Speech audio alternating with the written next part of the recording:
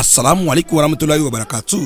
Fún gbogbo àwọn olólùfẹ́ Sunna TV Yoruba. Nínú oṣù yìí, a ó sọ̀rọ̀ nípa ìnígbàgbọ́ òdodo, ìmọ̀lọ́run ọba lọ́kan àti jíjìnà sí gbogbo ohun tó bá jẹ́ ẹbọ àti tí ó mú wa pa nǹkan míì pọ̀ pẹ̀lú Ọlọ́run. Èyí làwọn kan tá a máa sọ̀rọ̀ lórí ẹ̀ lórí ìkànnì amóhùnmáwòrán Sunna TV lóṣù yìí. Gbogbo ẹ̀yin olólùfẹ́ wa, ẹ má gbé ẹ̀rọ yìí kúrò ní Sunna TV láti máa gbọ́ ẹ̀kúnrẹ́rẹ́ àlàyé nípa àkòrí tá a mú lóṣù yìí tá a pè ní ìnígbàgbọ́ òdodo, ìmọ̀lọ́run ọba lọ́kan àti jíjìnà sí gbogbo ohun tó bá jẹ́ ẹbọ àti tí yóò mú wa pa nǹkan míì pọ̀ pẹ̀lú Ọlọ́run.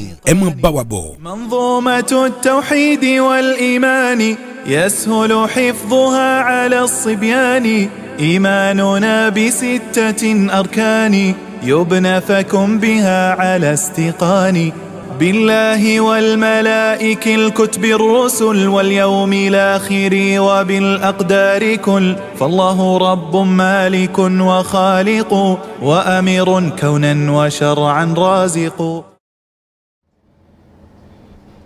السلام عليكم ورحمة الله تعالى وبركاته.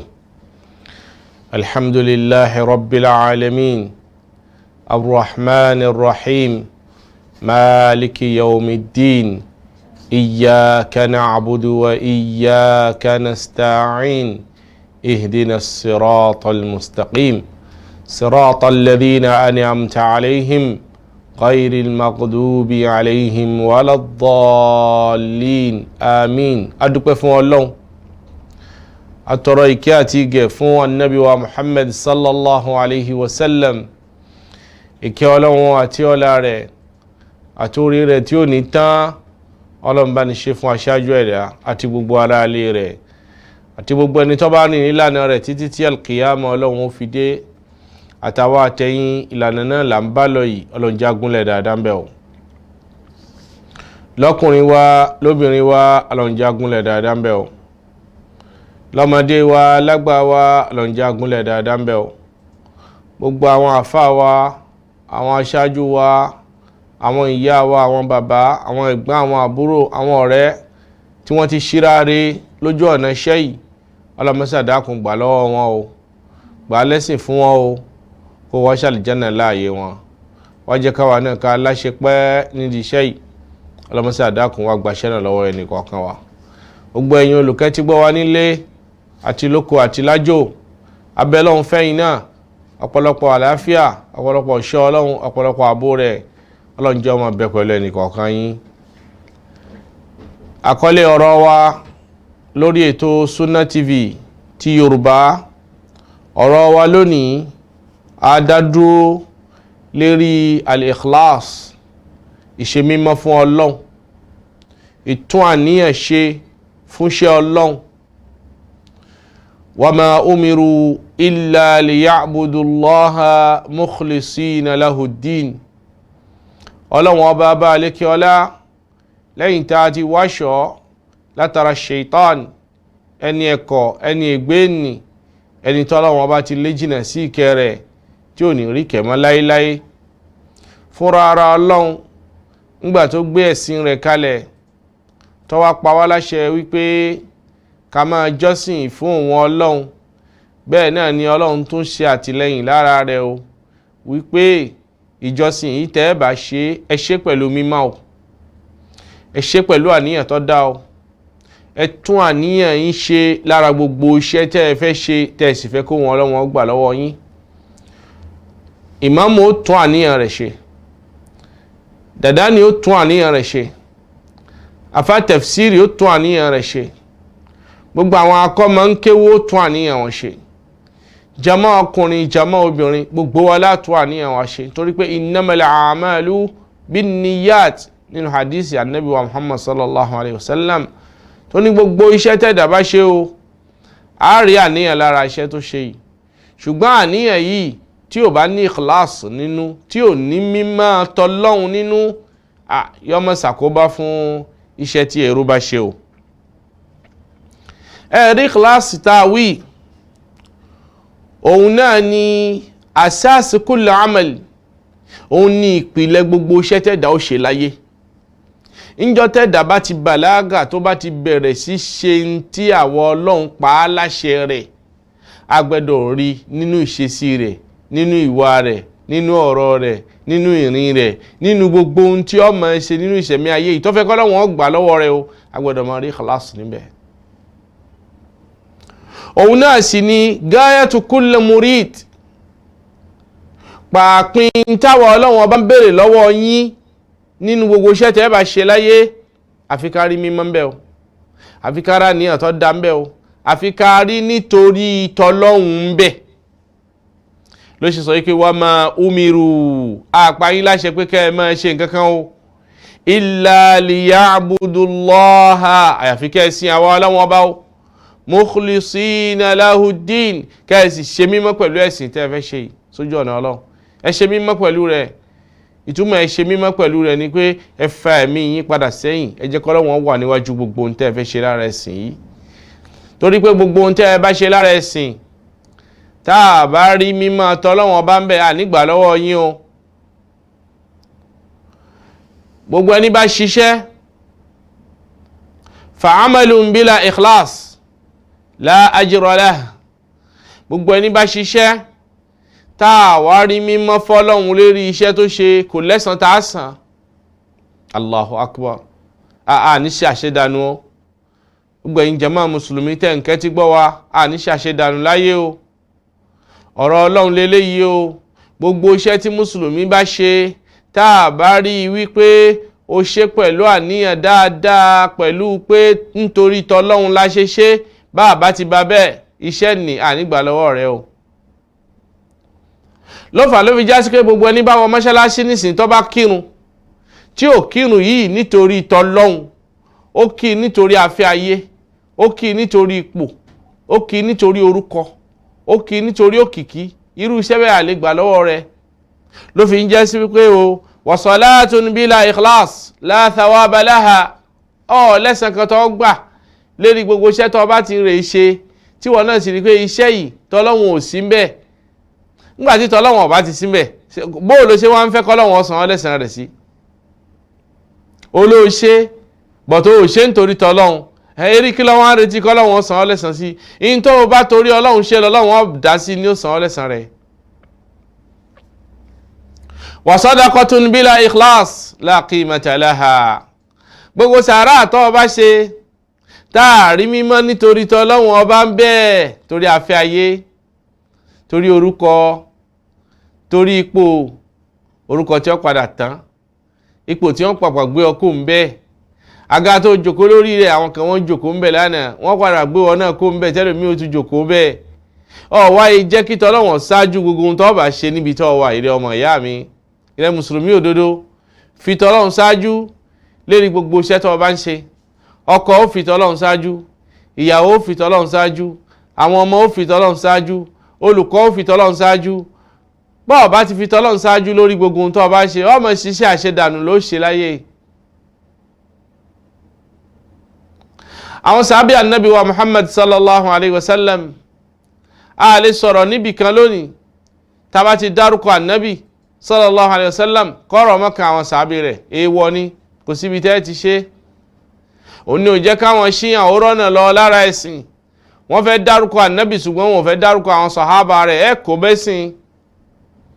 a bá ti dárúkọ ànábì, dandan àfi ká dárúkọ àwọn sàábé.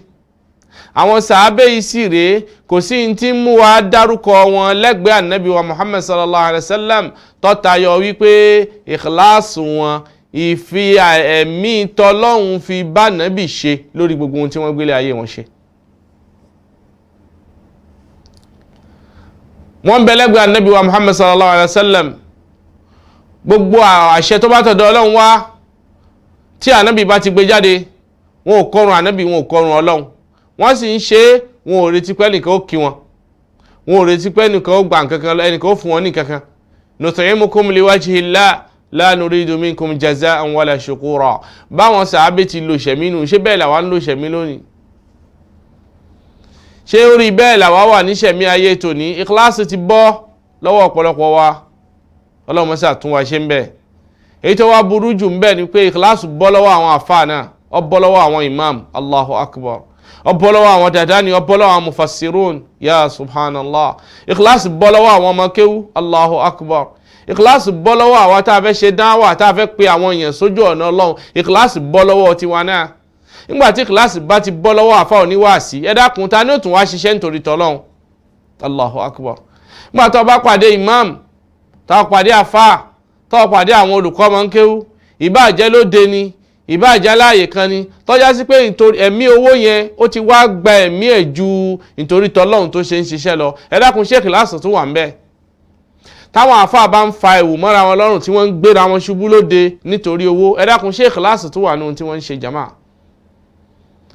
tí wọ́n bá ń jà ní mọ́ṣáláṣí nítorí owó sàrà àbí nítorí kókó àbí nítorí ráìsì nítorí tí wọ́n ń lura wọn gidi gan àbí tí wọ́n ń jà nítorí ẹran ọdún àbí ẹran iléyá àbí màálù tí wọ́n fún wọn táwọn àfáà sọra wọn dọ̀tá nítorí rẹ̀ ẹ dákun ṣé kíláàsì tún wà nínú iṣẹ́ tí wọ́n ń ṣe àbí bílì kówómì níṣẹ́ tí wọ́n ń ṣe ni kì í tún ṣe bíláì mà bíláì láti gbẹdọ̀ bá lọ́dọ̀ àwọn àfáà làwa náà fi máa jẹ́ laqad kana lakum fi rasulillahi uswatun hasana liman kana yarju Allaha wal yawmal akhira wa dhakara Allaha kathira.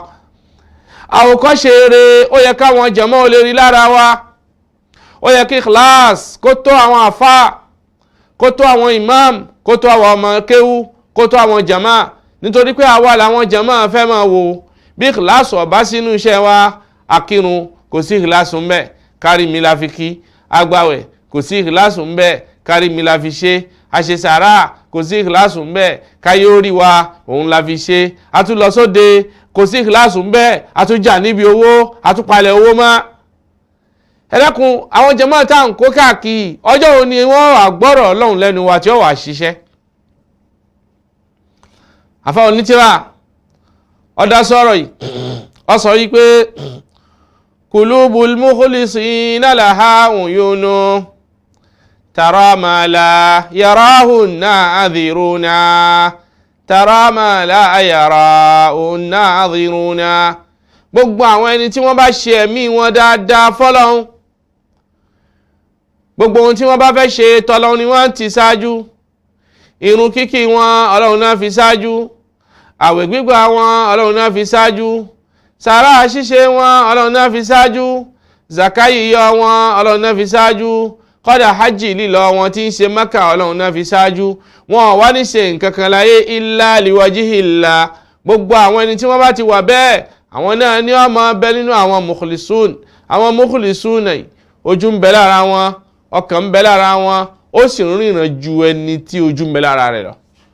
lafaafi sọ wípé kulubul mukhlisina laha uyunu tara ma la yarahu nadhiruna tara ma la yarahu nadhiruna. ojú ọkàn wọn yìí ojú ni o tó sì ríran dáadáa kódà yóò tún mọ́ wá ríran jẹni tó la ojú tiẹ̀ ńlẹ̀ gòdògbà báyìí ṣùgbọ́n tí ò rí nǹkan kan. kí ló ń jẹ́ ikhlas? al-ikhlasu ifradul haqq bil-qasd. ìdí ń jẹ́ ikhlas òun náà ni wípé ká ṣe mímọ́ pẹ̀lú Ọlọ́run ká fi òtítọ́ ẹyọ kan ṣo ká fi lo àníyàn wa ká má jẹ́ kó já sí pé nínú àníyàn ni yóò máa lọ sọ́tún yóò máa lọ sósì àní bá tọ́lọ́hun bẹ́ẹ̀.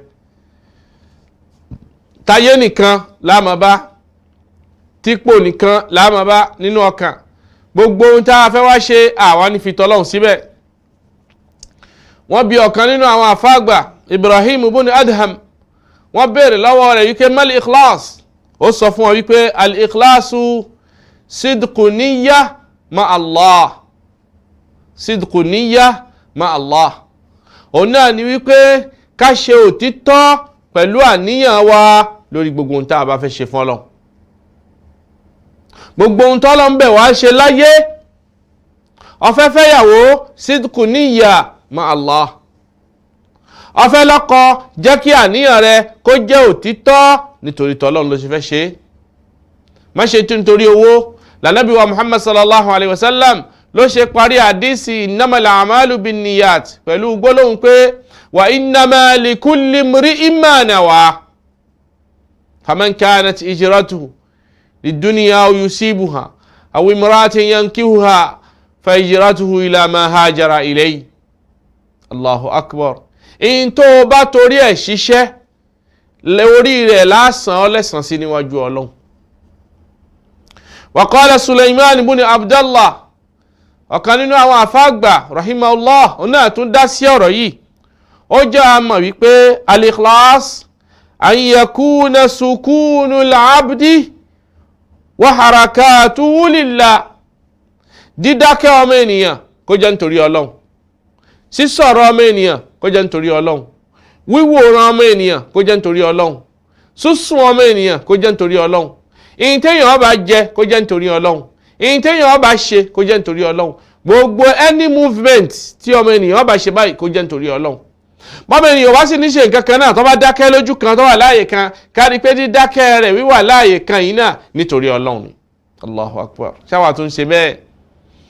Àwa tí a wà láyé lónìí ṣáà tún ṣe bẹ́ẹ̀, ṣáà tún rí bẹ́ẹ̀. Ṣé wà wá tún jọ bẹ́ẹ̀? Nídìí eléyìí, nígbà tá a ti máa ti ń jẹ́ ikhlas, ẹjá lọ níbi wípé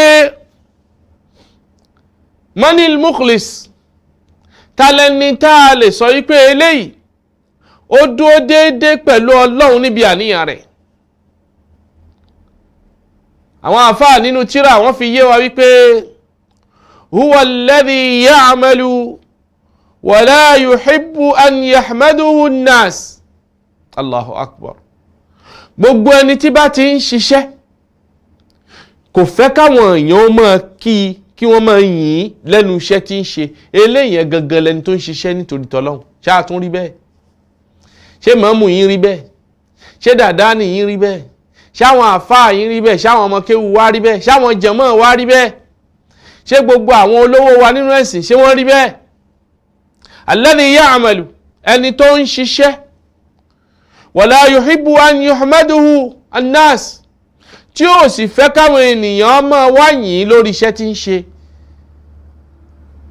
Ṣáà tún rí bẹ́ẹ̀? Rí bẹ́ẹ̀ máa. Gbérò ọ̀bá tí pọ̀, olówó ò ní náwó. Báwọn tí ó mọ̀ kí ikú iṣẹ́ ò bá tí dé kò ní ṣiṣẹ́. Allahu akbar. Ayé lọ bàbàrà lẹ́mí o, lọ̀rọ̀ fi ń kángun síbẹ̀. Tí ó bá síbẹ̀, a gbọ́dọ̀ fi t'Ọlọ́run ṣáájú lórí gbogbo ń tá a bá ṣe. Nítorí pé bá a ti délé ayé náà kò ṣẹ̀yìn rẹ̀. Bá a ti ń lo bẹ̀ kò ṣẹ̀yìn rẹ̀. Bá a ti kò níbẹ̀ kò ní ṣẹ̀yìn rẹ̀. Kí ló wá dé tí a wá ní fi t'Ọlọ́run ṣáájú lórí gbogbo ń tẹ́ tá a bá ṣe? Waqala Yaqub al-Makfuf, ọ̀kan nínú àwọn àfáàgbà tí orúkọ rẹ̀ ń jẹ́ Yaqub al-Makfuf, òun náà dá sínú rẹ̀. Ó ní al-Mukhlis, ẹni tá a lè pè lẹ́ni tó ń ṣe mímọ́ pẹ̀lú Ọlọ́run. Òun náà ni man yaktumu hasanati, òun náà ni gbogbo ẹni tó jẹ́ sí pé dáadáa rẹ̀ a máa fọwọ́ bò ó pamọ́. Kama yaktumu sayyiati, gẹ́gẹ́ bó ṣe já sí pé àwọn àṣìṣe èyí tí bá ń tọwọ́ rẹ̀ náà wáyé yóò tún máa gbé ìpamọ́. Ó já sí pé kò ní fi iṣẹ́ rẹ̀ fi hàn sí ẹ̀yin ènìyàn. Bẹ́ẹ̀ ni àṣìṣe rẹ̀ náà kò tún ní jẹ́ ó hàn sí ẹ̀yin ènìyàn. Yóò máa fẹ́ kí gbogbo ẹ̀ ó máa wà láàrin òun àti Ọlọ́run. Ọ̀dà, kí wá ní ìdájọ́ ikhlas nínú gbogbo iṣẹ́ wa tá ń ṣe láyé o? Al-ikhlas, ká ṣiṣẹ́ nítorí t'Ọlọ́run yìí, kí t'Ọlọ́run ó sì ṣáájú gbogbo iṣẹ́ tá a fẹ́ ṣe yìí. Ìdájọ́ rẹ̀ rèé o, ṣẹ́ lè gbọ́ wá sí. Fardun wajib fi haqqi kulli muslimin wa muslima. Ọ̀ranyàn ló jẹ́ lọ́rùn gbogbo mùsùlùmí, èsọkùnrin ni o, èsobìnrin ni o. Tó bá ti ń jẹ́ mùsùlùmí o, ọ̀ranyàn ló jẹ́ lọ́rùn rẹ láti ṣe gbogbo ohun tó bá ṣe nínú iṣẹ́ láyé nítorí t'Ọlọ́run. Ká níyàn t'Ọlọ́run ó ṣáájú gbogbo iṣẹ́ tó bá ṣe, nítorí pé má làágùn jìnnà o. Bó o bá ṣiṣẹ́, bó o ṣe nítorí t'Ọlọ́run, ìgbàládá ń bẹ o. Wọ́n ì ní kọ́ládá fún ọ o. Wọ́n ò ní kọ́ládá fún ọ torí pé o torí t'Ọlọ́run ṣe. Ọlọ́run ló sì fẹ́ sàwọn èèyàn ní ládá. Ọlọ́run ló fẹ́ sàwọn èèyàn lẹ́san rẹ̀. Ò ṣe nítorí t'Ọlọ́run, orí kí ló fẹ́ kí wọ́n fún ọ ní ládá sí. ilé iṣẹ́ tó ti ṣiṣẹ́ ṣé tó bá di parí oṣù ó lè lọ́bẹ̀ kọ́ lọ tẹ́wọ́ kọ́ fẹ́ gbowó oṣù ni ẹni tí èso ọ̀gá rẹ ṣé tó bá di parí oṣù ó lè lọ́ba kọ́ gbowó oṣù lọ́wọ́ rẹ ni ó lè gbowó oṣù lọ́wọ́ rẹ èyàn ni ó mú ọ já sí pé gbogbo iṣẹ́ tó o bá ṣe láyé tó o bá ti ṣe nítorí tọ́lọ́run má retí ẹ̀san lọ́dọ̀ Ọlọ́run torí pé Ọlọ́run lọ́ba ẹ̀san. àkọ́kọ́ ọbẹ̀ nìyẹn o ọ̀rọ̀ èèyàn ló jẹ́ fardun wajibun fi haqqi kulli muslimin wa muslima ní gbogbo ìrẹ́ mùsùlùmí lọ́kùnrin ìrẹ́ mùsùlùmí lóbìnrin gbogbo mímí ìrẹ́ lọ òkè lópin ìgbà tẹ́mì bá ti ń bẹ lára rẹ̀ tí ń lọ òkè tí ń lọ ilẹ̀ gbogbo ohun tó bá ṣe láyé o gbọ́dọ̀ ṣe nítorí tọ́lọ́hun má ṣe nítorí ayé o má ṣe nítorí ọ̀rẹ́ o má ṣe nítorí orúkọ o má ṣe nítorí ipò o má ṣe nítorí tó fẹ́ jẹ má ṣe nítorí tó fẹ́ jẹ má ṣe nítorí ibi tó ń lọ o nítorí pé gbogbo ohun tá a kà fún ọ yìí ni ó padà mọ́ bẹ́ńlẹ̀ lọ́jọ́ ọjọ́ kan tí wọ́n sì mọ́ bi ọ́ léèrè wípé èwo lọ fẹ́ nu gbogbo rẹ̀ tó sì mọ́ sọ fún ọ wípé ẹ sá ti mọ́ gbé òun lọ gẹ̀rẹ́gẹ̀rẹ́gẹ̀rẹ́ ó dìnnú sàárè ọ wà yẹra kó níbi gbogbo ohun tá a kà kalẹ̀ yìí ọ yá tètè máa fi Ọlọ́run ṣáájú gbogbo iṣẹ́ rẹ kó o bá lè gba ẹ̀san níwájú Ọlọ́run bọ́ọ̀ bá fi tọ́lọ́run ṣáájú lórí gbogbo ohun tó bá ṣe láyé lẹ́san kan níwájú Ọlọ́run tó lọ gbà o Ọlọ́run má ṣe wá láláṣẹ dànù o àní ṣàṣẹ dànù lágbára Ọlọ́run. Ọlọ́run ọba alekiola ìdí tá a fi mọ̀ wípé kálọ̀ ní kíláàsì ọ̀rọ̀ ọyàn lọ́jẹ́ o fúnra ara Ọlọ́run wọ́n sọ nínú al-Qur'ani pé amara Allahu ibadahu bil ikhlasi fil ibadah gbogbo iṣẹ́ tí Ọlọ́run ọba bẹ̀ wá ó pa wá láṣẹ ó tọrọ lọ́dọ̀ wa pé ọ̀rọ̀ yẹn ni o ẹ fi mímọ́ tọlọ́run sí ẹ fi nítorí tọlọ́run la ṣe ń ṣe torí Ọlọ́run la ṣe ń gbàwẹ̀ torí Ọlọ́run la ṣe ń kírun torí Ọlọ́run la ṣe ń ṣe sàrà torí Ọlọ́run la ṣe fẹ́yàwó torí Ọlọ́run la ṣe bímọ gbogbo tọlọ́run ní ká gbé ṣáájú gbogbo èyí tí ó bá tẹ̀ tó wá jẹ́ àǹfààní kan tí ó padà wá sọ́dọ̀ ara tiwa náà ń bẹ nígbà tí tọlọ́run bá ti ṣáájú ni gbogbo àǹfààní yẹn wá ṣàǹfààní ní ó wá wúlò gbogbo iṣẹ́ tó bá ṣe títọ́ lọ́wọ́ bá ti ṣáájú ń bẹ̀ ó lè ráǹfààní kan bẹ́ẹ̀ bọ́ fẹ́ yàwó bọ̀ wà fẹ́ nítorí tọ́lọ́wọ́ ẹ̀ lè gbádùn ara yẹn sì ti lu bímọ rí bọ́ bá lọ wáṣẹ́ bọ́ bá láníyàn yìí pé iṣẹ́ tí mò ń lọ wáyé o nítorí tọ́lọ́hun ni o bọ́ mi bá tẹ̀ tán màá ṣe tọ́lọ́hun bẹ́ẹ̀ màá dá sí tọ́lọ́hun bẹ́ẹ̀ bọ́ bá rí iṣẹ́ yìí bọ́ bá yọ ẹ̀mí tọ́lọ́hun kó àbí tọ́ bá gbàgbé rẹ̀ ìwọ náà rí pé iṣẹ́ yìí ò ní lójúmọ́ lọ́wọ́ o. Ọlọ́run ọba àlékè ọlá sọ nínú Al-Qur'ani àyàtà kàlẹ́ ẹ̀kẹ́ wípé wa ma umiru àpáyín láṣẹ iṣẹ́ kan pé kẹ́ ẹ ṣe fún wa ní ọ̀rọ̀ yẹn o illa àyàfi liya'budullaha ẹ̀sìn Ọlọ́run dáadáa mukhlisina lahuddin lẹ́ni tí ó sì jẹ́ kí tọ́lọ́wọ́n wà níwájú tí ó ṣe mímọ́ pẹ̀lú Ọlọ́run ọba yìí tí ó ṣe òtítọ́ àti òdodo pẹ̀lú Ọlọ́run gbogbo ẹni tó bá wà láyé lónìí tí ó ṣe òtítọ́ tí ó ṣe òdodo pẹ̀lú Ọlọ́run ẹ dákun kí ló fẹ́ gbà nínú ayé náà kó jáde kó láyé ó fẹ́ bẹ́tà fún gbogbo èyí tí ń ṣe yìí lọ o. bal amara an-nabi sallallahu alayhi wa sallam dhatahu bi ikhlas al-ibada lillah inna anzalna ilayka al-kitaba bil haqq fa'budillaha mukhlisan lahu ad-din fúnra ara Ọlọ́run ó tún wá dojú ọ̀rọ̀ kọ ànábì wa Muhammad sallallahu alayhi wa sallam ó tún wá sọ fún ànábì wípé ó dọwọ́ rẹ o ṣe òtítọ́ nínú gbogbo ìjọsìn tí ìrẹ̀ ànábì tó bá ṣe lọ́lọ́run ṣe sọ nínú Al-Qur'ani pé inna anzalna ilayka al-kitaba bil haqqi ìrẹ̀ ànábì dájúdájú àwọn Ọlọ́run ọba la sọ Al-Qur'ani kalẹ̀ fún ọ pẹ̀lú òtítọ́ àti òdodo fa'budillah máa sin Ọlọ́run ọba rẹ dáadáa mukhlisan lahuddin lẹ́ni tí ó dúró pẹ̀lú ìmánì tó dáa lẹ́ni tí ó dúró pẹ̀lú pé nítorí tọ́lọ́run la ṣe ń ṣe kí lẹ́ nítorí ẹ̀ ṣe à ń ṣe nítorí tọ́lọ́run èyí táwọn bàbá wa tí wọ́n ń ṣe láàyè táwa yìí lórí Sunna TV ti Yorùbá yìí wọ́n ń ṣe nítorí tọ́lọ́run gbogbo wáàsí tí ń jáde láàyè yìí wọ́n ń ná owó ẹ̀ nítorí tọ́lọ́run tí wọ́n ò retí nǹkankan lọ́dọ̀ ẹnìkan kí là á fún wọn owó tí wọ́n ń ná ìṣòwò kékeré àmọ́ wọ́n ń ṣe nítorí tọ́lọ́run ìtọ́lọ́run wọn bá ń béèrè gangan nu ìwọ ìmáàmù fi ìkìláàsì síṣẹ́ rẹ kó lè ráàánú Ọlọ́run gbà nídìí iṣẹ́ tó wà ẹ̀yin dàdá ni ẹ fi ìkìláàsì fi kúnṣẹ́ yín ẹ fi torí tọ́lọ́run síwájú rẹ̀ níjọ́ tí gbogbo àwọn bàbá wa tí wọ́n kẹ́kọ̀ọ́ ẹ̀sìn tí wọ́n lọ ké Kùránì ní olórí ẹni àbí lórí wàhálà tọ́lọ́hun ló ṣáájú ń jọ́nà ló jẹ́ kálíbáríkà ọ̀pọ̀ mẹ́. ìgbà tó yá ó dìbì tí ó bọ́ sáwọn ààyè tó bọ́ sí àlùbáríkà padà jáde kó mẹ́ tí ò tó nǹkan kan mọ́ lónìí. ọlọ́run ọba o wọ́n gba àlùbáríkà lára wa nídìí iṣẹ́ tá a wà yìí o. torí pé ẹni ọlọ́run bá fẹ́ gba àlùbáríkà lára rẹ̀ nídìí iṣẹ́ ọlọ́run yìí ìkìláàsù yẹn ni nǹkan kọ̀kọ́ ṣe lára rẹ̀. tí ìkìláàsù táàrẹ̀ bá ti lè mú ìkìláàsù lára ọmọ ènìyàn gbogbo iṣẹ́ tọ́mọ ènìyàn fẹ́ ṣe láyé ó ti di haba'an manthura, iṣẹ́ rẹ̀ ti bàjẹ́ kanlẹ̀. wa amara Allahu ibadahu bi ikhlasi du'a lahu, fúnra ara ọlọ́run bákan náà ó tún pa wá láṣẹ ọ̀rọ̀ yẹn. ó ní gbogbo ìgbà tẹ́ bá ṣe àdúrà o, tẹ́ bá ké pe ọlọ́run o, ẹjẹ́ ọjà sí pé ọlọ́run kan so yìí náà ni ó wà lẹ́mìí yín, tọ́lọ́run ni ẹ fi ṣáájú, ẹ má fi nǹkan mi ṣáájú. ó ń pe ọlọ́run ó tún ń pe nǹkan mi, ó lè rí gbígbàdúrà tó ń ṣe.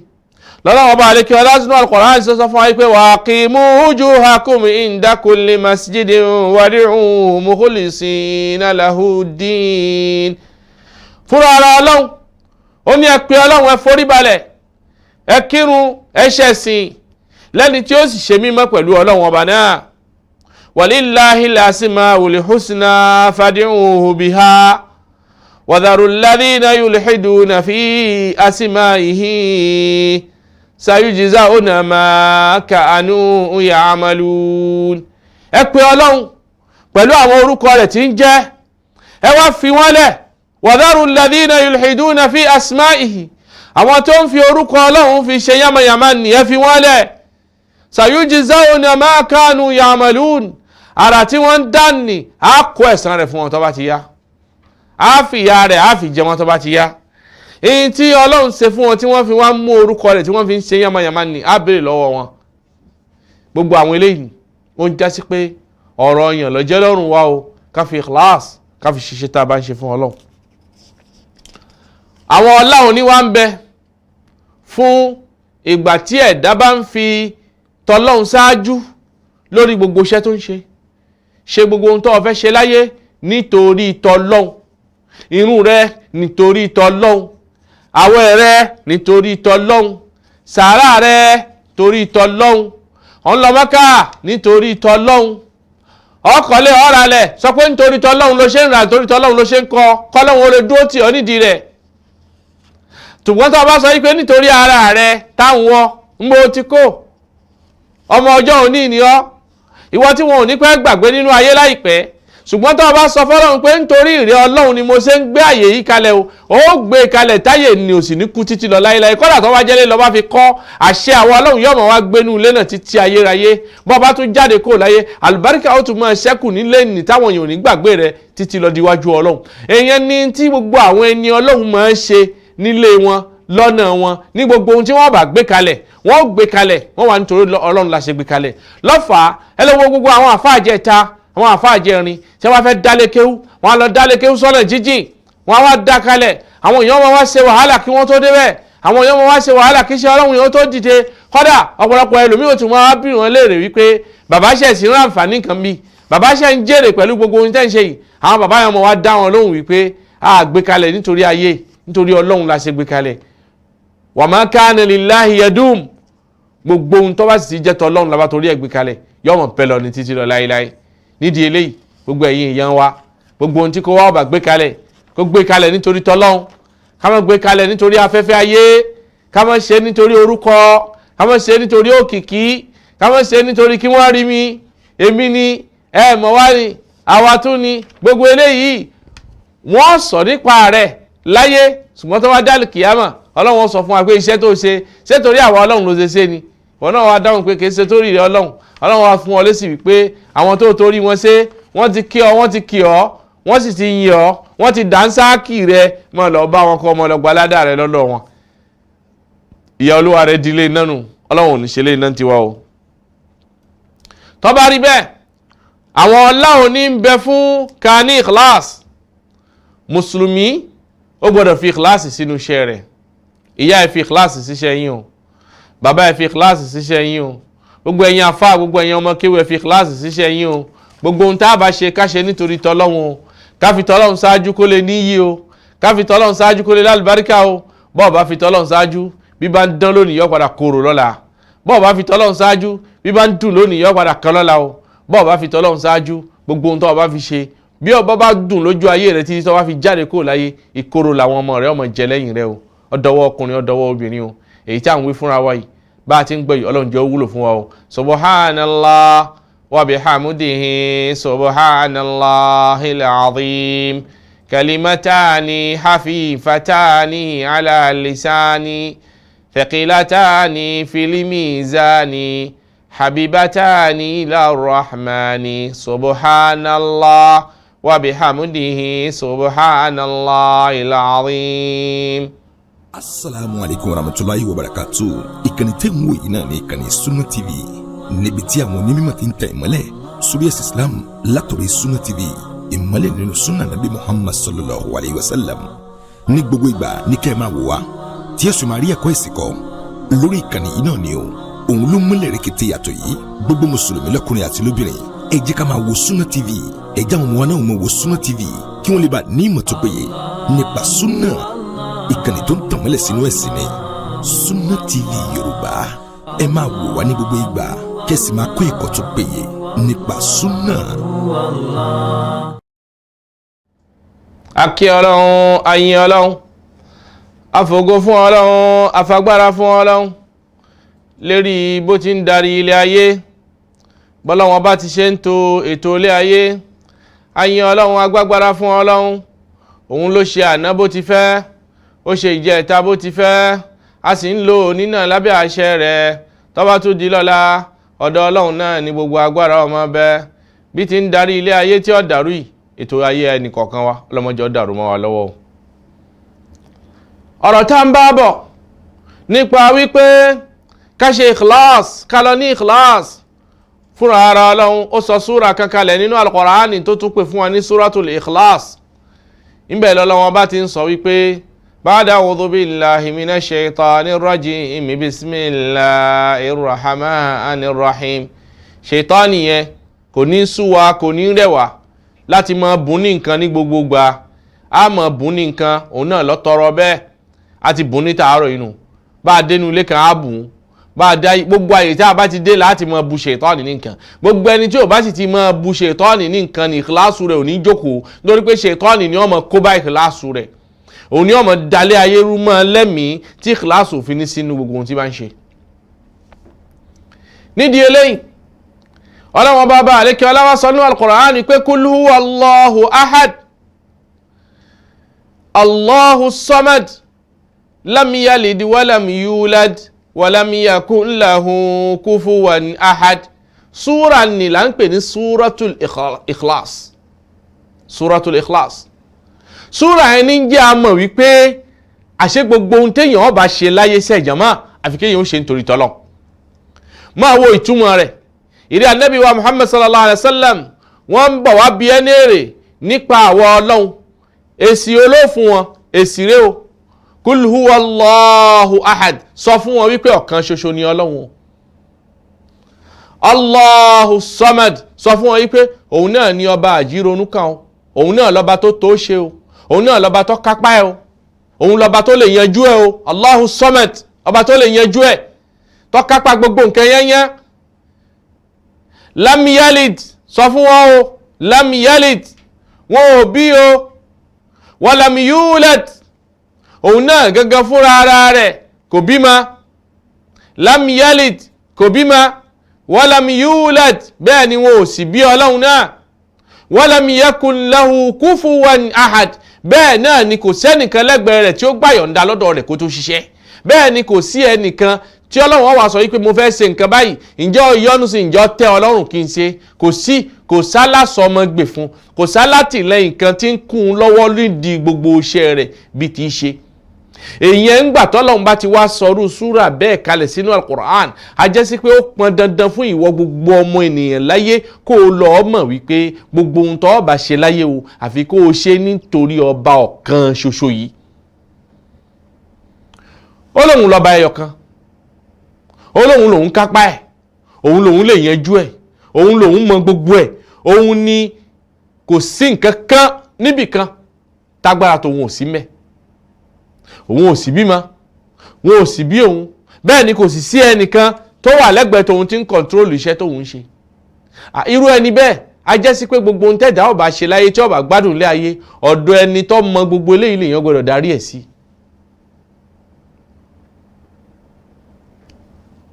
ọlá òní wá ń bẹ fadlul ikhlas, ọlá òní ń bẹ fún ọmọ ènìyàn láti fi Ọlọ́run ṣáájú gbogbo ohun téèyàn bá ṣe. máa gbọ́ ohun tí à ń wí o. al-ikhlas yunjika min idlali shaitan wa igwa'ihi. bọ́ ọ bá fi tọ́lọ́run ṣáájú gbogbo iṣẹ́ tó o bá fẹ́ ṣe, ó mórí bọ́ níbi ọ̀rọ̀ shaitan tá a ṣàwúzù fúnlẹ̀ kan, kò ní lágbára lórí ẹ̀. gbogbo àwọn ète tí shaitan sì mẹ́ẹ̀dì mẹ́rù fẹ́ dà á, tẹ́dá òfin ní lè ṣe tọ́lọ́run dáadáa gẹ́gẹ́ bó ti yẹ, ayọ̀ kò ní ẹ̀gbẹ̀ẹ̀gbẹ́ rẹ nígbà tó o bá ti ní ikhlas pẹ̀lú Ọlọ́run. But ìwọ náà fẹ́ ṣiṣẹ́, ẹ̀mí kákówó jẹ ó ti wà lẹ́mìí rẹ̀, bẹ́lẹ̀ yìí bá ti ṣáájú, a jẹ́ sí pé ṣètọ́nì ó wá kún ọ lọ́wọ́ lórí owó nì tíṣẹ́ nì tó fi nílé rí ṣe o. bọ́ ọba tún wá ṣe, ọba mi ò tún ní gbà lọ́wọ́ rẹ nítorí pé ò ṣe nítorí tọ́lọ́hun. bọ́ ọba jẹ́ sí pé nǹkan míì náà lọ bá ti ṣáájú, àbí kíláàsì ọba ti sí ń bẹ́ o, ṣètọ́nì akún àníyàn rẹ tí ọ̀dá ni ṣètọ́nì ni ó kún lọ́wọ́ tíṣẹ́ ni ó fi bàjẹ́ mọ́ ọ lọ́wọ́. Ọlọ́run bá àlékè ọlásánú al-Qur'an níjọ́ tí ṣètọ́nì fẹ́ kò ní àfi Ọlọ́run gbà tí ò forí balẹ̀ tá a fẹ́ yọ kò ń bẹ́ẹ̀, ó sọ àwọn ọ̀rọ̀ kan níwájú Ọlọ́run níjọ́ náà. nínú àwọn ọ̀rọ̀ náà rèé: qala fabi'izzatika la ughwiyannahum ajma'in. Allahu akbar.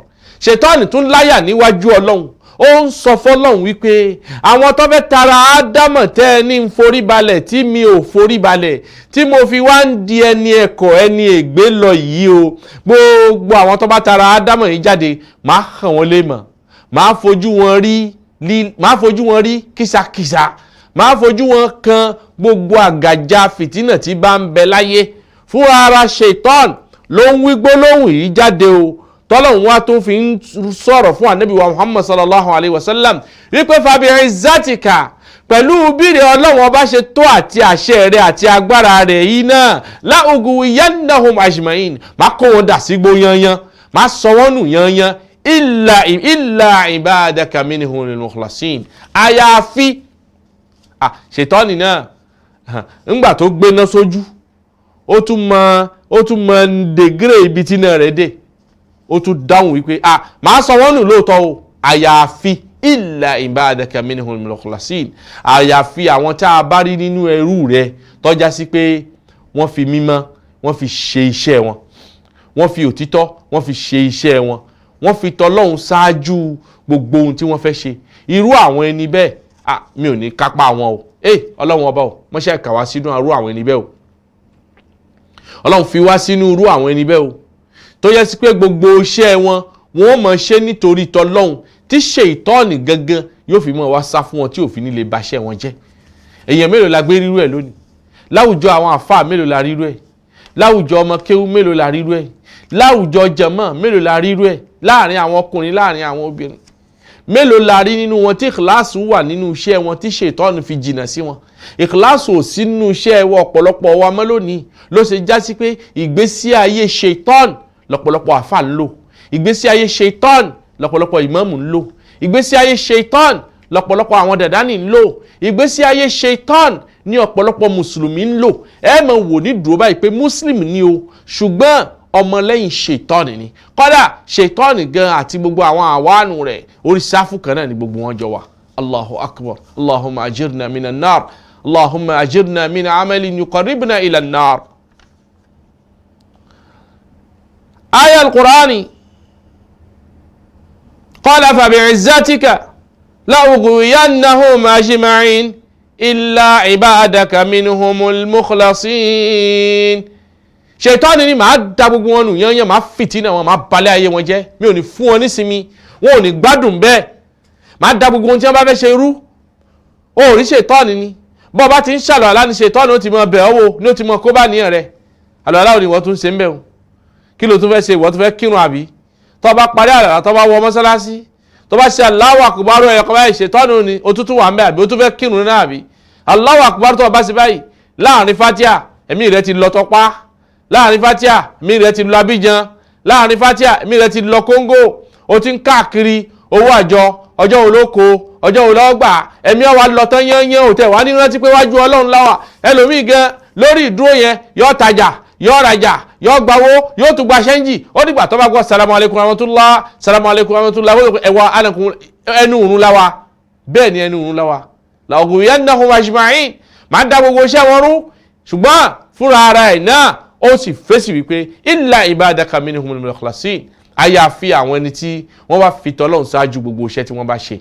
a jẹ́ ìrẹ́ ọmọ ìyá mi, ìrẹ́ àfáà mi, ìrẹ́ ọmọ kéwìrẹ́ ìmáàmù mi, ìrẹ́ jàmá mi, bọ́ọ̀ bá ti fẹ́ kí iṣẹ́ rẹ̀ dàrú o, yá fi tọ́lọ́run síwájú gbogbo ohun tó bá ṣe. àwọn Kufi yúnà àti Nafi àti Hasan àti Al-A'raj àwọn kà fún wa wípé al-mukhlasin làwọn kà fún wa. gbogbo àwọn àfáà tó kù àwọn sì kà fún wa ní illa ibadaka minhum al-mukhlisin. ọ̀dàpọ̀ illa ibadaka minhum al-mukhlasin, illa ibadaka minhum al-mukhlisin.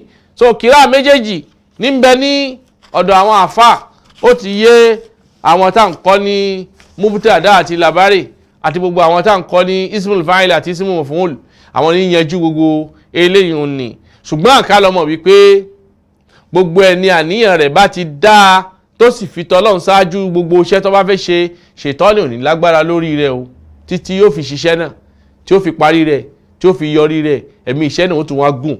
ẹ wo gbogbo àwọn àfáà wa dáadáa tí wọ́n lo ìjẹta, ẹ wo ilé wọn, ẹ wọ̀ náà wọn, ẹ wo ilé kéwú wọn, ẹ wo àwọn ọmọ wọn, ẹ wo àwọn ọmọ kéwú wọn, ẹ wo àwọn jàmá wọn, ẹ wo àlùbáríkà pọ̀nyẹ̀pọ̀nyẹ̀ lára gbogbo wọn lọ. ibo ni gbogbo ẹ ti kó? wọ́n fi ikhlas, wọ́n ṣe gbogbo iṣẹ́ yìí nítorí tọ́lọ́run ni, wọn ò ṣe nítorí afẹ́fẹ́ ayé tí kálukú ń lé káàkiri lónìí. ẹ lọ sáyé gẹ́kẹ́ ẹ lọ́wọ́ àwọn bàbá Sheikh Adam tí wọ́n gbé markaz kalẹ̀ bil ikhlas, ẹ wá wo bí gbogbo ẹ̀ ti ń lọ lónìí. ẹ lọ sí Sakétékẹ́ ẹ lọ́wọ́ markaz àwọn bàbá Chitou Sanni tí wọ́n gbé kalẹ̀ bil ikhlas, wọ́n gbé kalẹ̀ nítorí tọ́lọ́hun. ẹ wá wo bí iṣẹ́ rẹ̀ ti ń lọ látìgbà náà. bẹ́ẹ̀ ni láwọn àyè kọ̀ọ̀kan tá a lè kà tán. àwọn ìta dárúkọ yìí náà ẹ má ṣe kíyàsí ẹ̀ sáwọn èyí tó kù. gbogbo èyí tẹ́ ẹ bá rí wípé ó ti wó, ó ti bàjẹ́, ó ti fọ́, ikhlas wọn dín díẹ̀ ni. àbí wọn ò sì gbé kalẹ̀ nítorí tọ́lọ́hun, bóyá nítorí ìjà, bóyá nítorí fanfa, bóyá nítorí ogun, bóyá nítorí afẹ́fẹ́ ayé, bóyá nítorí orúkọ àbókìkí. ẹ jẹ́ kí wọ́n gbúrò èmi náà, ẹ jẹ́ kí wọ́n rí èmi náà, kó lójú ọ̀nà kí wọ́n rí mi. Ọlọ́run ò tí ì ṣetán tó fẹ́ fi ọ́ hàn ní o. ìrẹ́ ọmọ ìyá mi lọ́tò ní sáfù Ọlọ́run, èyí tí bàbá àti bí ń pè dánlẹ̀ ràn lọ́jọ́ òní, dánlẹ̀ ràn náà ló yẹ kẹ́dà ọ wà láyé títí tí àánú Ọlọ́run ó fi dé. ràn tó sì yẹ kó wà tó fi gbádùn ní pé kó tò sínú ràn Ọlọ́run, ràn tọ́lọ́run ló yẹ kó tò sí. ràn Ọlọ́run yẹn náà lànàbí wa Muhammad sallallahu alayhi wa sallam ló fi sọ nínú ọ̀rọ̀ rẹ̀ wípé wa anna hadha sirati mustaqiman fattabi'uhu. ràn nìyẹn, dánlẹ̀ ràn tí wọ́n wí ń jọ sí wọn, èyí ń kọ́ ni níbí yìí o. dánlẹ̀ ràn tí bí ni wípé wa anna hadha sirati mustaqiman fattabi'uhu. òun là nàbí wa Muhammad sallallahu alayhi wa sallam fún wa, ó júwe ràn náà fún wa. ràn náà sì ni ihdina sirata al-mustaqim, ràn náà ni sirata al-mustaqim, sirata alladhina an'amta alayhim غير المغضوب عليهم ولا الضالين. àwọn ó sì ní àwọn الذين أنعمت عليهم من النبيين والصديقين والشهداء والصالحين وحسن أولئك رفيقا. àwọn ọ̀nà yìí la gbọ́dọ̀ bẹ́ lọ́hùn kẹsẹ̀ wá orin ilẹ̀ lójú ẹ̀. àwọn ọ̀nà yìí la gbọ́dọ̀ bẹ́ lọ́hùn ká máa tẹ̀síwájú ń bẹ̀ jàmá. al-ikhlas a jẹ́ kéèyàn orí ọ̀nà àbáyọ, kò ní jẹ́ ká pa ṣe ìtọ́nà káyàn. al-ikhlas yurifuka na'ima al-janna. bọ́ ọ bá fi tọ́ Ọlọ́run ṣe lórí gbogbo iṣẹ́ tó bá ń ṣe láyé, àfàìkú rẹ̀ la ìdálìjánà rẹ o. nítorí pé ọba tó fẹ́ sẹ̀san torí rẹ̀ ló ṣe ṣiṣẹ́ láyé. ọba tó ní àlìjánà ìtorí rẹ̀ ló ṣe ṣiṣẹ́ láyé. Ọba tó fẹ́ sọ yí pé ẹ̀yin àlìjẹ́nà ẹ máa lọ àlìjẹ́nà, ẹ̀yin iná ẹ máa lọ náà, ìtorí rẹ̀ ló ṣe ṣiṣẹ́ láyé. Nígbà tó ọba ti wá ṣiṣẹ́ nítorí rẹ̀, bó bá dálì kìyàmọ̀ bí iṣẹ́ rẹ̀ bá kù síbì kan, yóò ṣàmójúkò fún ọ, yóò sì fi ọ sálìjẹ́nà. Nígbà tó ọba ti fi ìkìláàsì tó ọba ti ṣe iṣẹ́ nítorí tiẹ̀. Bọ̀ tó o ṣiṣẹ́ nítorí tọlọ́hun, ó ti dá wàhálà sínú ayé ara rẹ o. Lọ́lọ́wọ́ bá aláàánú ṣe ń sọ ní Al-Qur'an wípé wa ma tujzawna illa ma kuntum ta'malun illa ibadallahi al-mukhlasin ulaika lahum rizqun ma'lum fawakihu wa hum mukramun fi jannatin na'im ala sururin mutaqabilin yutafu alayhim bi ka'sin min ma'in بيضاء لذة للشاربين لا فيها غول ولا هم عنها ينزفون وعندهم قاصرات الطرف عين كأنهن بيض مكنون.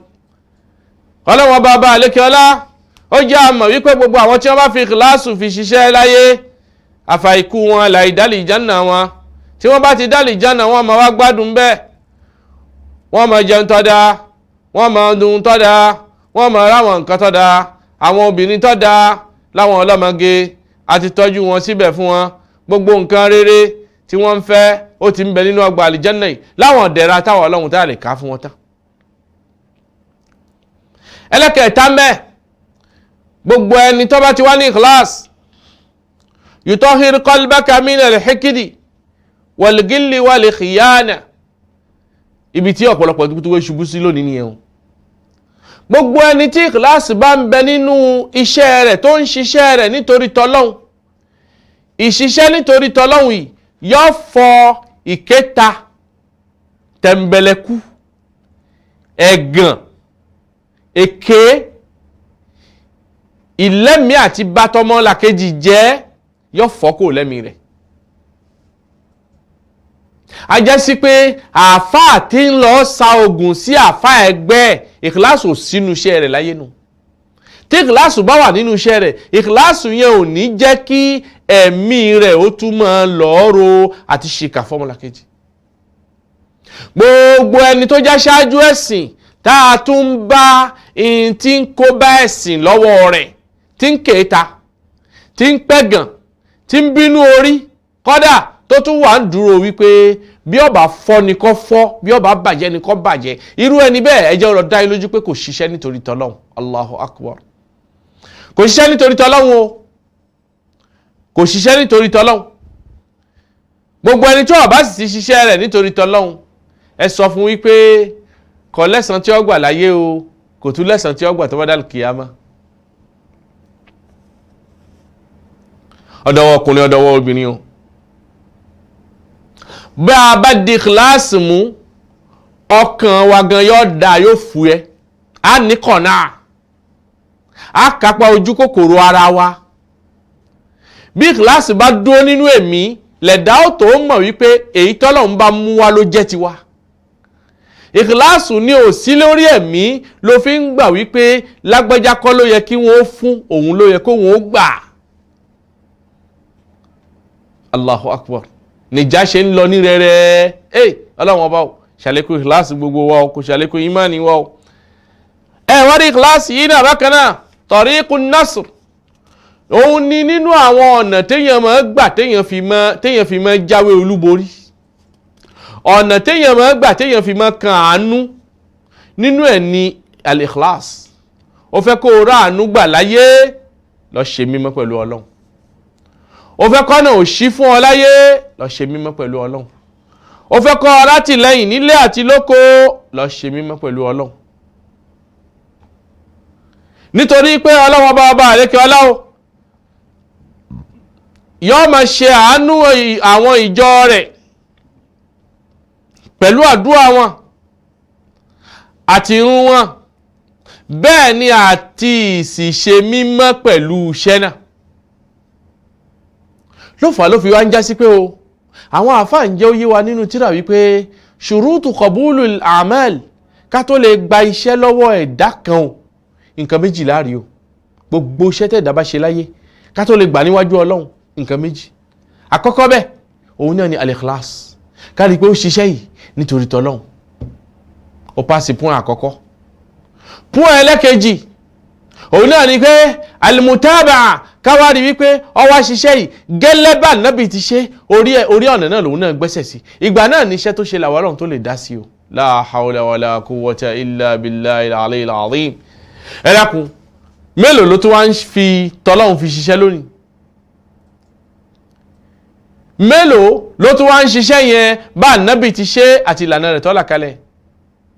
kò tó nǹkan mọ́. wọn ò tó nǹkan mọ́ o. àwọn tó ń ṣerú ẹ̀ ò tó nǹkan mọ́ o. nínú àfa àwọn ò tó nǹkan. shirzimatun qalilun ni wọ́n. òǹkà àwọn láàfin káyé wọn. Allahumma ij'alna minhum. ọlọ́run mọ́ṣá kàwá mọ́ wọn o. ọlọ́run kàwá mọ́ wọn ẹni tó yẹ pé ikhlas ni wọ́n fi ń ṣe ọ̀pọ̀lọpọ̀ ọṣẹ́ wọn tó kù láyé lónìí. torí gbogbo ẹ ó ti dáyé kárí mi. ọ̀rọ̀ ń bọ̀ wá síbẹ̀. ìrẹ́ ọmọ ìyá mi.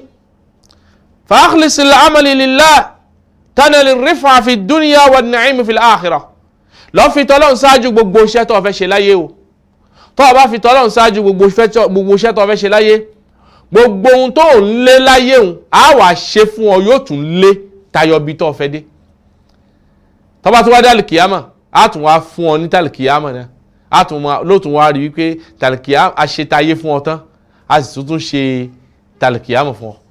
bó ṣe já sí pé ẹni tí ò bá fi t'Ọlọ́run ṣe ìṣẹ̀mí ayé ẹ̀ náà pàápàá, irú ẹni bẹ́ẹ̀ nígbà tó bá ti wà nínú ìṣẹ̀mí ilé ayé, òun náà ò ní ráàánú àwọn Ọlọ́run gbà, kò ní ráàánú àwọn Ọlọ́run gbà nínú ìṣẹ̀mí ayé ẹ̀. bẹ́ẹ̀ ni tó bá tún di lálùkìyàmọ̀ àní dá sọ́rọ̀ rẹ̀, kò tún ní ráàánú àwọn Ọlọ́run gbà tó bá di lálùkìyàmọ̀ náà. gíga ọmọ ènìyàn, dídépò ọmọ ènìyàn, àfi kí t'Ọlọ́run ṣáájú ń bẹ o, àfi kí t'Ọlọ́run wà níwájú gbogbo ń tábà ṣe o.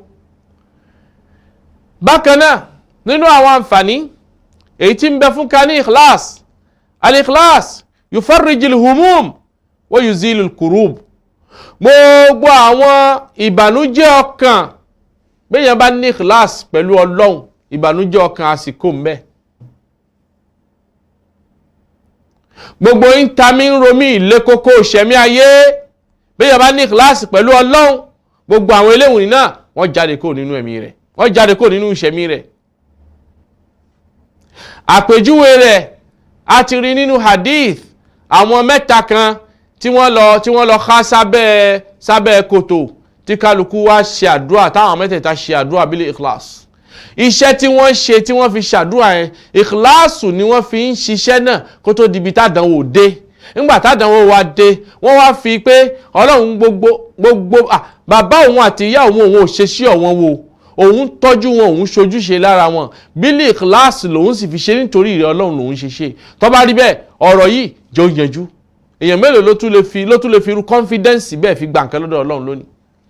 kó a sọ fọ́lọ́run pé mọ́ṣá wọlá pé látijọ́ tóun ti ń kírun láyé o, látijọ́ tóun ti ń ṣe sàrà láyé o, látijọ́ tóun ti gbogbo gbìyànjú tóun sójú ọ̀nà ẹ̀sìn yìí láyé o, torí ìrẹ́ Ọlọ́run lòun ṣe. ó yá ìwọ náà sọ bẹ́ẹ̀ káwo. èmi náà ò lè sọ. Ọlọ́run kó tún gbogbo wa ṣe ni. Ọlọ́run kó tún gbogbo wa ṣe ni.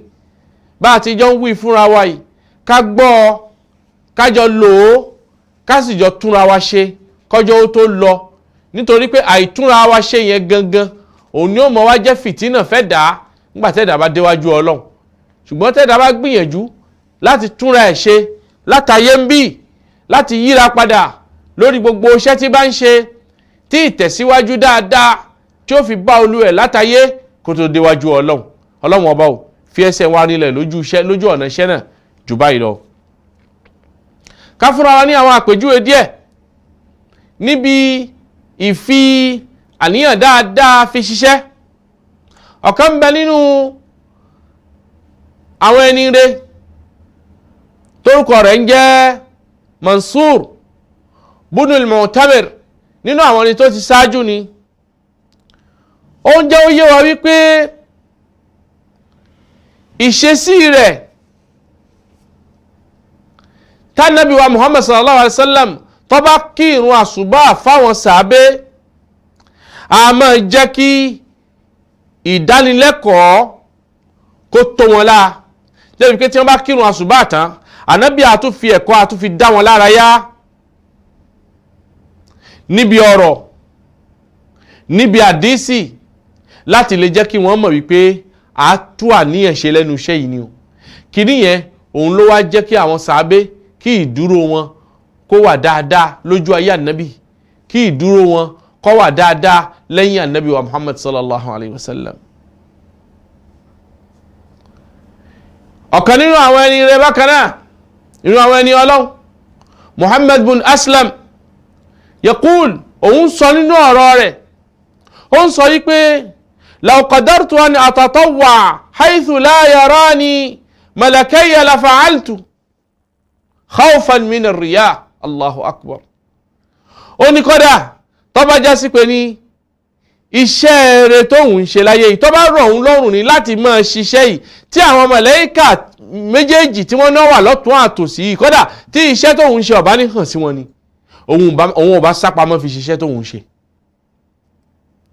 kí in tó lè bá ṣe jẹ́ kọ́ mọ́ bá wọnú iṣẹ́ ti tóun. èwo là wá ń ṣe lónìí kárí mi nìkan ló kù là ń ṣe lónìí ọlọ́mọṣá là wá ń bẹ̀ ọ́ à ń bọ̀ wá síbi ọ̀rọ̀ kárí mi náà. Ayub as-Sakhtiyani òun náà kana yaqumu al-layla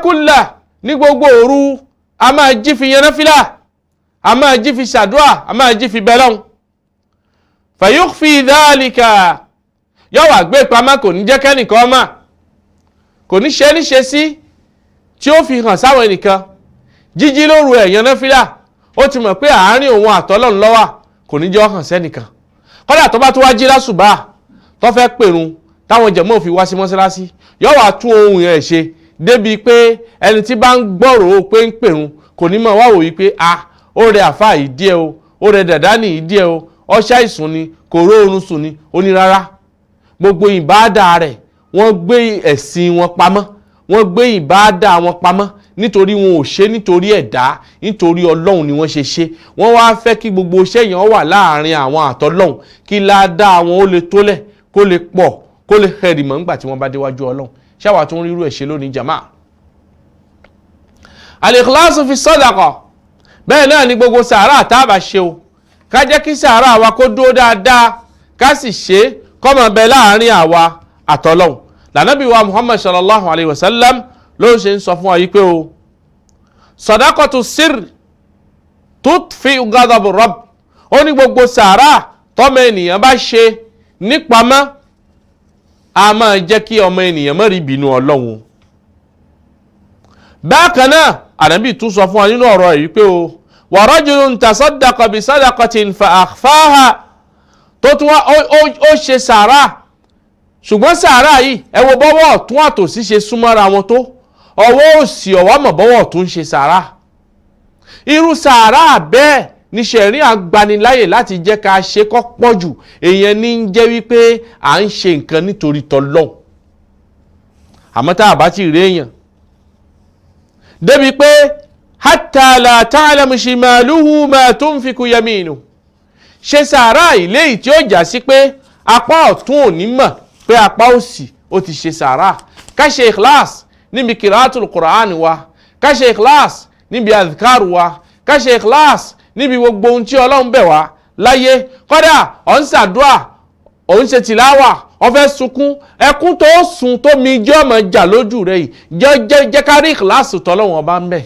gbogbo ohun tó ọba gbé kalẹ̀ lọ́jà fúnṣẹ́ Ọlọ́run járí ikhlas ń bẹ̀ járí ikhlas nínú àdúrà rẹ̀ kódà mímọ̀ tó ń lọ wáyìí kéwú tó ń lọ kéyì lọ́ fi ikhlas sí kó lè jèrè rẹ̀ o ọ̀ ń lọ kéwú láti fẹ́ fi tako àwọn àfáà láti fẹ́ fi gbógun ti àwọn ìmáàmù fúnra ara Ọlọ́run ni ó ti wòye pé ó lè jèrè bọ̀ ó lè mú kéwú ìbọ̀ o ó dọwọ́ ọkùnrin ó dọwọ́ obìnrin o ká gbìyànjú ká ṣe dáadáa ká bójú tẹ́sìn ká fi tọ́lọ́run ṣáájú gbogbo ohun tí ó bá ṣe gbogbo ohun tá a bá ṣe láyé ká fi tọ́lọ́run ṣáájú abẹ́lọ́hun kọ́lọ́wọ́n ṣàlékún àrísìkí fẹ́nì kọ̀ọ̀kan wa kó sì bùn wá ní àánú rẹ̀ kó bùn wá ní òtítọ́ ọ̀rọ̀ láti máa sọ ní gbogbo ìgbà àti ní ìgbà gbogbo bẹ́ẹ̀ sì rèé kó fi mímọ́ sí ẹ̀mí wa gbogbo iṣẹ́ tá a bá ṣe ká lè máa rí ṣe nítorí tọ́lọ́hun èyí tá a wí lónìí náà àwa náà wí nítorí tọ́lọ́hun o Ọlọ́run dákun gbà lọ́wọ́ wa o subhana rabbika rabbil izzati amma yasifun والسلام على المرسلين والحمد لله رب العالمين.